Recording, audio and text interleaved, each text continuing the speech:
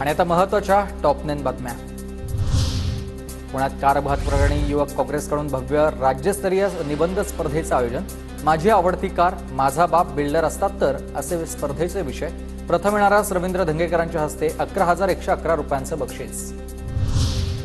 पुणे अपघात प्रकरणात धंगेकर राजकीय स्टंट करत आहेत। संजय शिरसाट यांची टीका, तुमच्या राजकारणामुळे पोलिसांचं मानसिक खच्चीकरण होत असल्याचंही विधान केलंय। डोंबिवली स्फोट दुर्घटना प्रकरणामधील आरोपी मलय मेहताला 29 मे पर्यंत पोलीस कोठडी। डोंबिवलीतील स्फोट प्रकरणाचा तपास स्पेशल टास्क फोर्सकडे देण्यात आलेला आहे। डोंबिवलीतील अंबुदाय कंपनीमधील स्फोट प्रकरणी मालती मेहतांची सुटका। चौकशीत मालती मेहतांचा कंपनीशी संबंध दिसून आला नसल्याची सूत्रांची माहिती।